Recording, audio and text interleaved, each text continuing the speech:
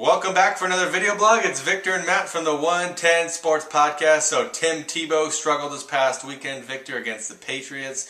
And a lot of question marks about his career and kind of his future.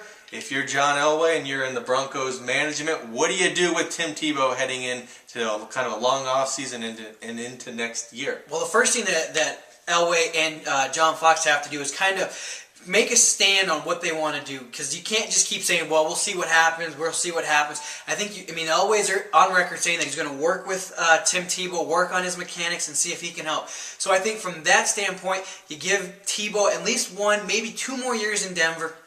See if working with Elway, getting his mechanics figured out, can help the team. The guy can win games. His mechanics are awful, but if Elway can work with him and he become a good quarterback, I think you may have a long-term quarterback at Denver.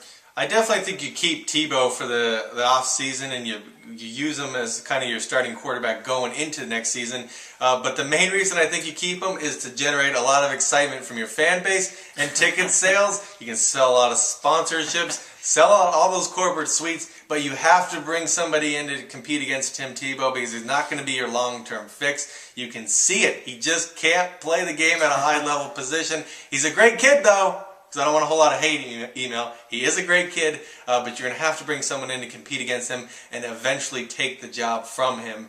And so I think Tim Tebow long term, this time next year, he won't be the quarterback of the Broncos. You'll have somebody else. Join us for our next podcast. It's episode 138. It's with Boston Globe columnist and ESPN personality Bob Ryan. He'll break down the game from this past weekend. He was at it.